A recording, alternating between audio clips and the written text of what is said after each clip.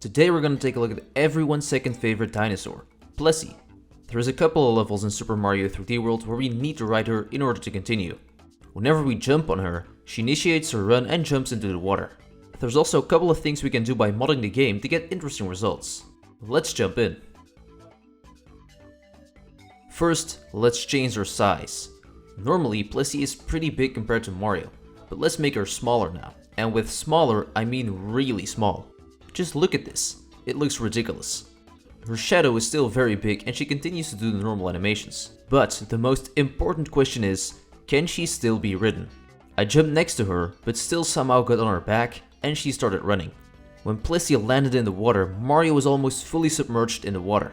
It was also very difficult to see Plessie because she was so small and fully submerged in the water. Plessie kept all her properties and could still do everything she would normally be able to do. On the final jump of the level, it really looks like Mario just had a very weird jumping animation because Plessie can be seen from this point of view. Once you hop off Plessie, she starts waving like normal. Wait, let me zoom in so you can actually see.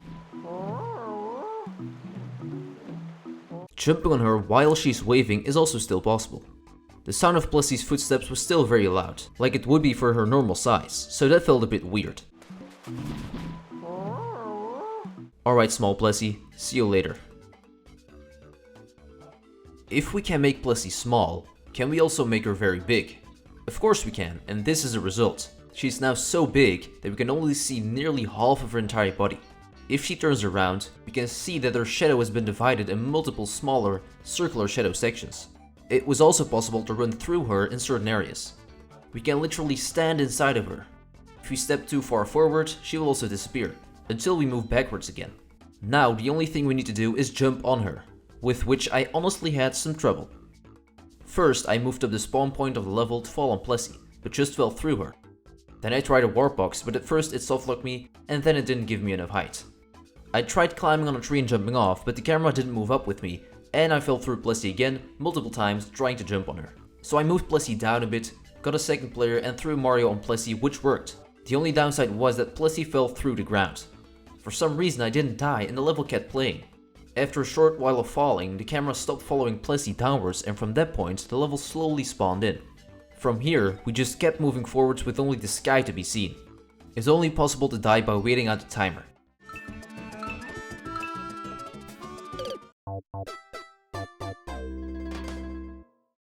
So I moved Plessie upwards again, jumped off the NPC and threw Mario on Plessie using Luigi.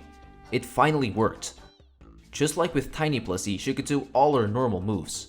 She could even go through these small tunnels. Wow, what a view. Giant Star Plessie looked awesome as well. Once we reached the end, the camera had to move upwards when Mario jumped off, and Luigi even got into a bubble. She was so big that it was impossible to see her wave as well. Besides resizing Plessie, I also rotated her. First, I made her look the other direction. Now when we walk to her, she looks towards the screen instead of away from it. This means she will also run towards the screen. She did that and started sliding there too. The invisible wall prevented her from getting further, so we are stuck here forever. I also rotated her a bit to the right instead of straight forward. So she started running to the right and immediately jumped off into the abyss. Just like what happened before, there was no death barrier. Or I skipped it and I kept falling until the timer ran out. At least we have a nice view. Then I rotated her 45 degrees sideways. When we jump on her now, she will go stand straight again, but she won't run in a straight line anymore. So once again, she fell off the platform, but this time the camera actually followed her. I rotated her 90 degrees right after. By jumping on her, she will stand straight again too, and the same thing happens as with 45-degree angle. What about 180 degrees, aka upside down? First off, seeing Plessie like this looks awesome and ridiculous at the same time. If we now jump on her, she will turn around 180 degrees on both the X and the Y axis, then start her run and jump animation, and upon landing, she turns upside down again and starts sliding in the initial direction. When she is upside down, she becomes a bit harder to control because the controls are inverted. She is also sliding on her head now, by the way.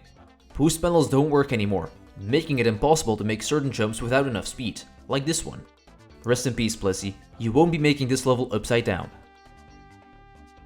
If Plessie can be moved upside down, so can the levels themselves. First, I rotated the sand level 180 degrees. This is very noticeable right after the doors open. Instead of moving forwards, Plessie started sliding backwards because the slope was too steep. Luckily, by jumping continuously, it was possible to go up. The further we got, the more pixelated Plessie's shadow became for some reason. Once I reached the top of the steep slope, I only had to slide a bit further, but that's where it became impossible to proceed with a wall blocking off the level. Have fun falling again, Plessie. I also rotated the first Plessie stage, but spawning made me die immediately and continuously. What a nice way to die, isn't it? I didn't do the rest of the Plessie stages upside down because they most likely had similar results.